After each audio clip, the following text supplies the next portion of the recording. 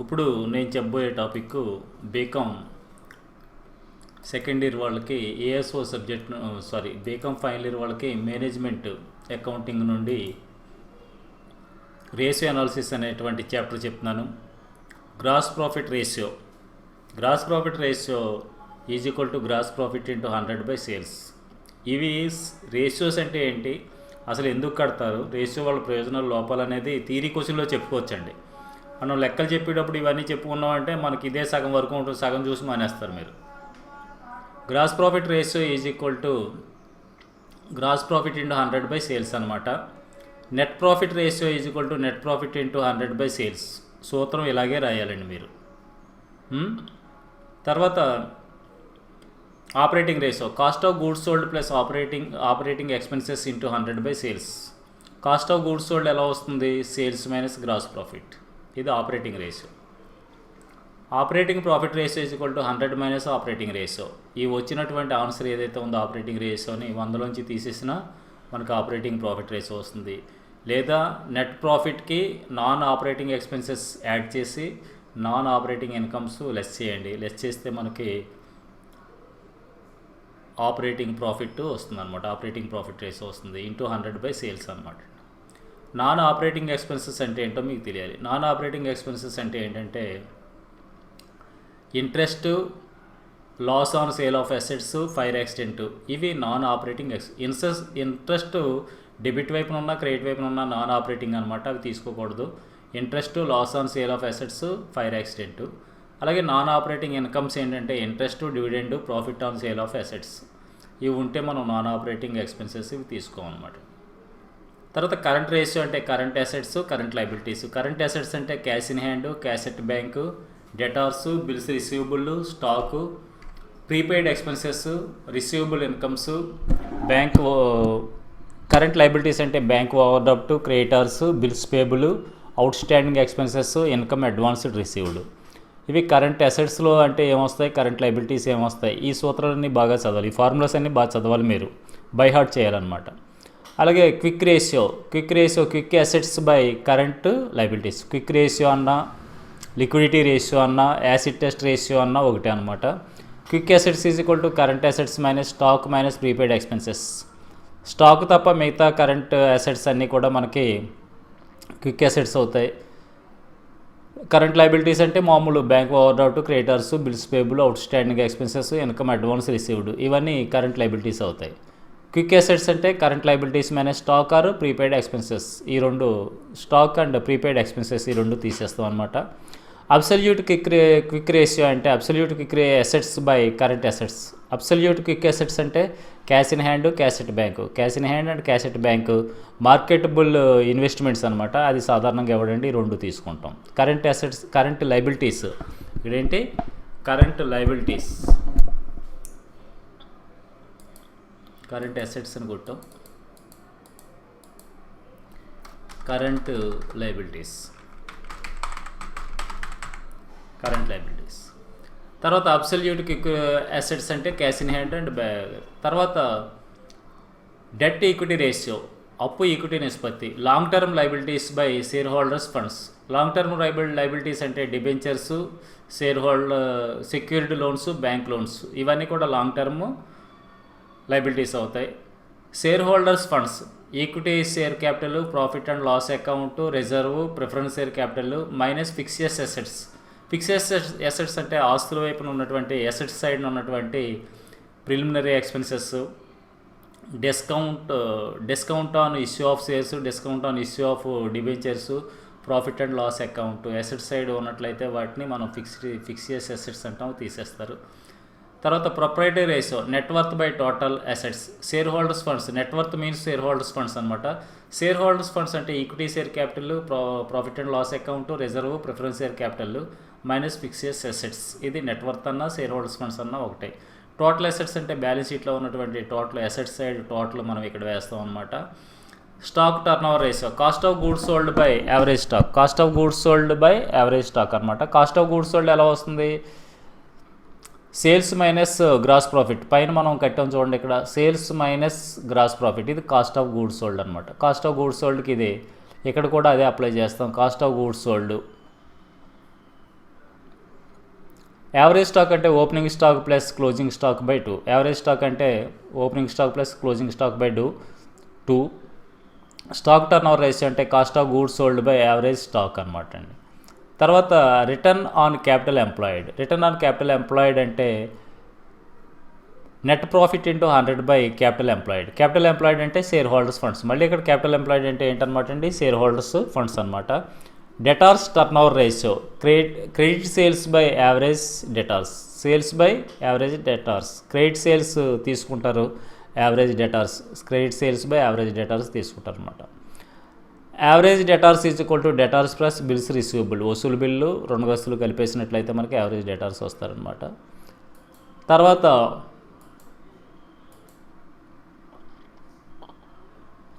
Creditors turn over ratio. Credit purchase by average creditors. Average creditors means creditors plus bills payable.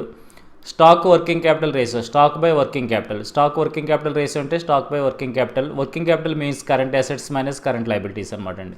Working capital means current assets minus current liabilities. Return on total assets ratio. Net profit into 100 by total assets అనమాట అండి. Working capital turn over ratio అంటే cost of goods sold by working capital. Cost of goods sold by working capital. ఈ విధంగా ఈ formulas అన్నీ చాలా important అండి. ప్రతి పేపర్లోనూ ఈ ఫార్ములాస్ సగం పైనే ఉంటాయి, మీకు ఏ లెక్క ఇచ్చినా ఇంతకు మించి వెళ్ళడు. అంచేత ఈ ఫార్ములాస్ అన్నీ బై హార్ట్ చేయాలి. బాగా కంఠస్థపట్టినట్లయితే మీకు. తర్వాత చూసినట్లయితే ఒకటో లెక్క, find gross profit ratio, net profit ratio, operating ratio, operating profit ratio, stock turn over ratio, proprietary ratio, current ratio, liquidity ratio. ఇలా ఇచ్చినప్పుడు మనం బ్యాలెన్స్ షీట్ ఇచ్చేస్తాడండి. ఇలాగా trading account, profit and loss account, balance sheet ఇస్తాడు. ఈ ratios అన్నీ మనం కట్టాలి. ఫస్ట్ ఏం అడిగాడు, gross profit ratio. Gross profit రేషియో సూత్రం ఏంటి, gross profit into 100 by sales. That is equal to 3,40,000 into 100 by 8,50,000. That is equal to 40% వస్తుంది.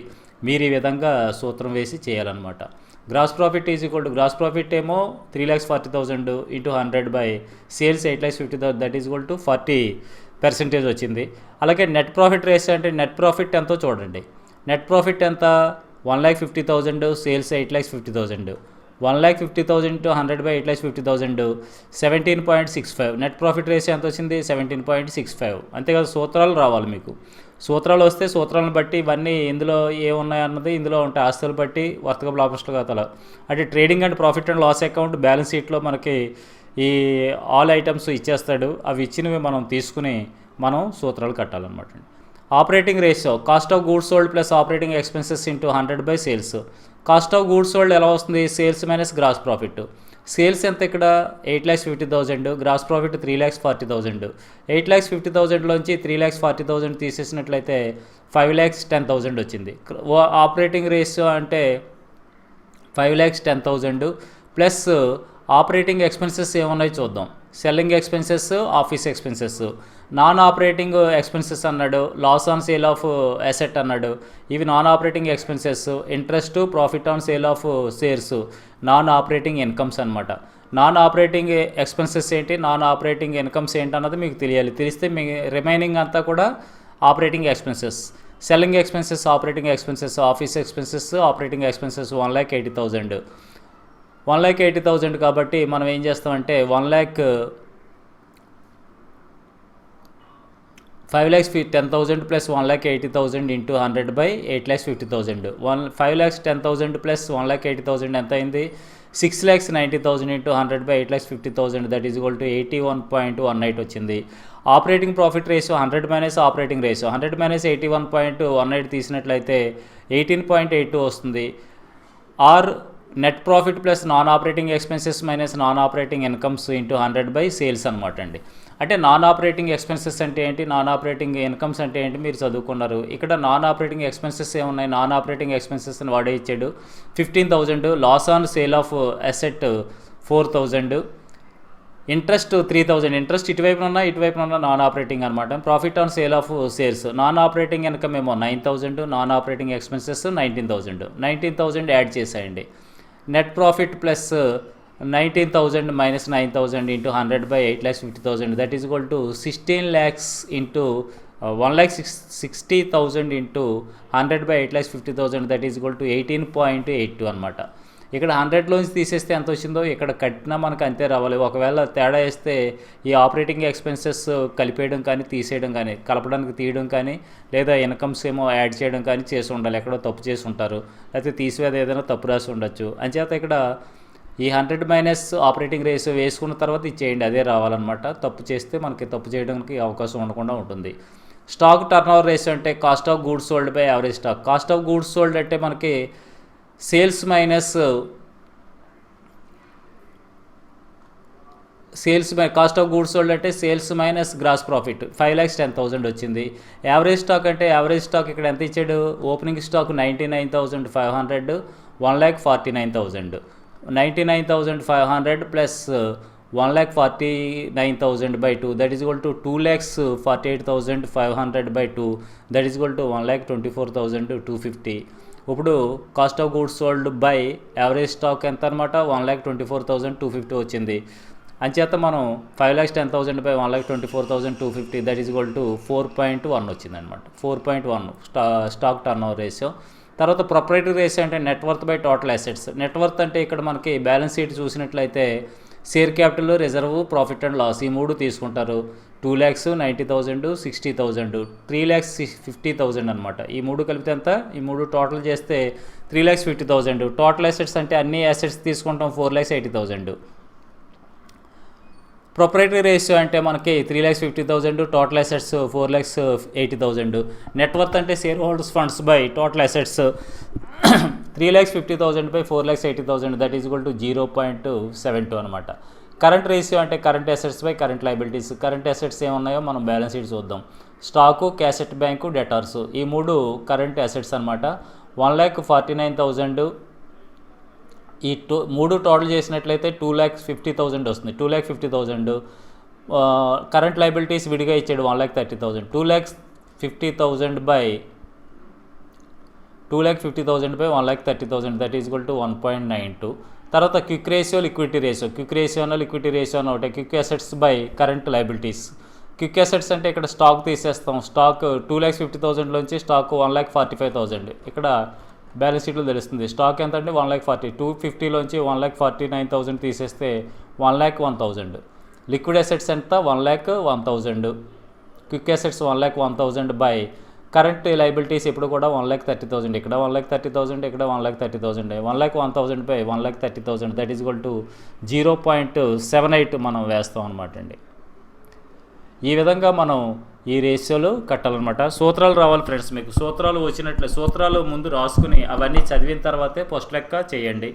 చేసినట్లయితే మీకు ఈజీగా అర్థమవుతుంది. తర్వాత రెండో లెక్క చూసినట్లయితే trading and profit and loss account of a business concern as follows. Trading and profit and loss account ఇచ్చాడు, బ్యాలెన్స్ షీట్ ఇచ్చాడు. ఏం కనుక్కోమన్నాడంటే స్టాక్ టర్న్ ఓవర్ రేషియో అన్నాడు. స్టాక్ టర్న్ ఓవర్ రేషియో అంటే cost of goods sold by average stock. Cost of goods sold అంటే sales 1,00,000, gross profit 50,000. 1,00,000లోంచి 50,000 తీసేస్తే 50,000. Average stock 10,000 plus 15,000, 25,000 by 200, 12,500. 50,000లోంచి 12,000 by 12,500 అంటే 4 వస్తుందండి. కరెంట్ రేషియో అడిగాడు. కరెంట్ రేషియో అంటే కరెంట్ అసెట్స్ ఏమున్నాయి చూడండి. Stock, debtors, bills receivable, cash at bank ఈ 4 ఉన్నాయి. ఈ 4 టోటల్ 15, 12,500, 17,500. ఈ టోటల్ చేస్తే 30,000 వచ్చింది. కరెంట్ లైబిలిటీస్ క్రెడిటార్స్, బిల్స్ పేబుల్లో ఉంది. ఈ రెండు కలిపితే 40,000 వచ్చింది. 60,000 by 40,000, that is equal to 1.5 అనమాట. కరెంట్ రేషియో ఎంత అండి? 1.5. మీరు కింద వేయండి, 60,000 బై కింద వేయండి. ఇక్కడ నేను టెక్నికల్ ప్రాబ్లం వల్ల అంటే లేట్ అయిపోతుంది, మీకు ఆన్సర్లు చేయడానికి లేట్ అయిపోతుందని ఆబ్లిక్ వేసాను, బై వేసాను. మీరు ఏం చేయాలి? బై కింద వేసి కింద 40,000 పైన యావరేజ్ స్టాక్ ఎలా చేశానో ఫస్ట్ లెక్క ఎలాగైతే చేసామో అలాగే చేయాలండి. ప్రతి దానికి సూత్రం రాయాలి, మీరు ఫార్ములా రాయాలి. ఫార్ములా రాసిన తర్వాత అందులో అమౌంట్ ఇన్సర్ట్ చేయాలి, ప్రతిక్షేపించాలన్నమాట. ప్రతిక్షేపించినట్లయితే మీకు సూత్రానికి మార్కులు ఉంటాయి, ఆన్సర్కి మార్కులు ఉంటాయి. సూత్రం రాయకుండా ఆన్సర్ చేస్తే కుదరదు. అంచేత లెక్కలు చేసేటప్పుడే మీరు సూత్రాలు రాసుకుని చేశారంటే మీకు ఈజీగా అర్థమవుతుంది అనమాట. తర్వాత operating ratio, cost of goods sold plus operating expenses into 100 by sales. Cost of goods sold already మనకి సేల్స్ మైనస్ గ్రాస్ ప్రాఫిట్ కదా.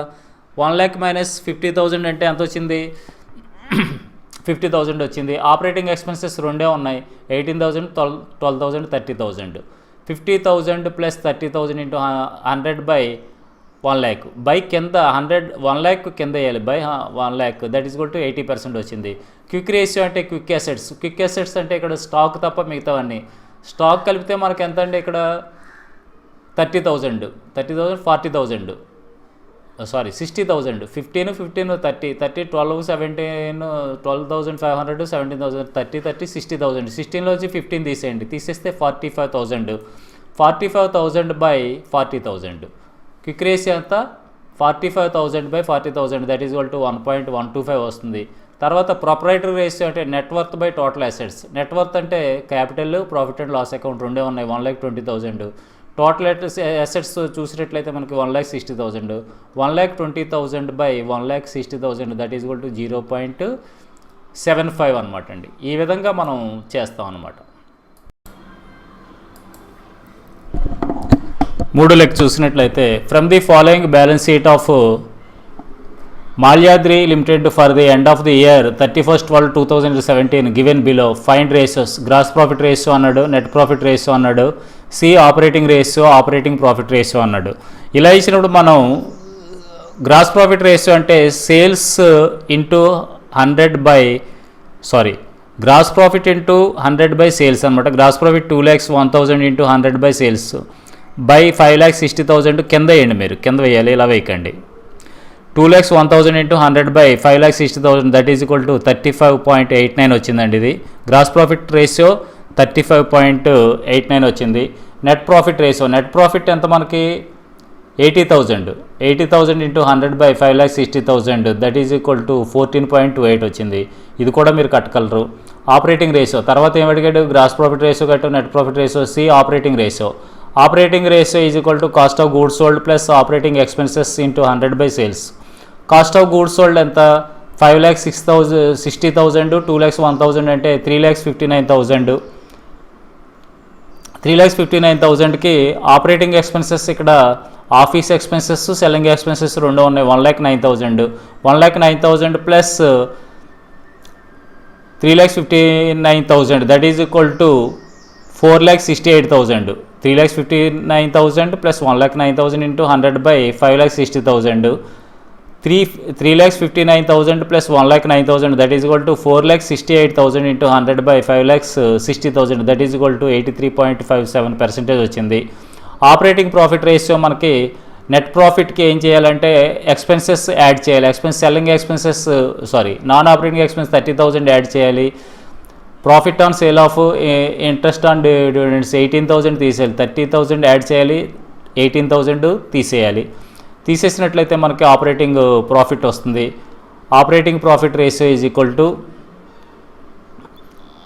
80,000 plus 30,000 minus 18,000 into 100 by 5,60,000 that is equal to 90,000 into 100 by 5,60,000 that is equal to 16.43.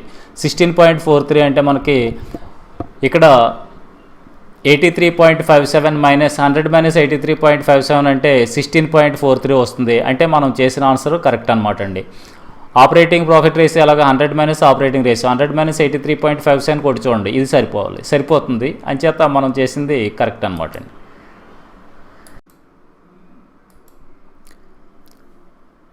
ఇప్పుడు 4వ లెక్క చూసినట్లయితే మీరు సూత్రాలు రాసే లెక్క చేయాలండి. సూత్రానికి కూడా మార్కులు ఉంటాయి, ఫార్ములాకి కూడా మార్కులు ఉంటాయి, ఫార్ములాస్ రాసి చేయాలి.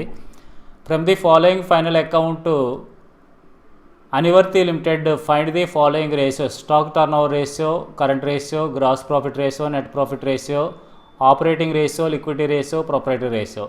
First stock turn over ratio అంటే స్టాక్ టర్న్ ఓవర్ అంటే cost of goods sold by average stock. Cost of goods sold అంటే సేల్స్ మైనస్ గ్రాస్ ప్రాఫిట్. 50,000 నుంచి 25 తీసేయండి, 25,000 వస్తుంది. యావరేజ్ స్టాక్ అంటే 55,000, 7,500 కలిపితే 12,500 బై 2 అంటే 6,250 వస్తుంది. 25,000 బై 6,250 అంటే 4 వస్తుంది ఆన్సరు.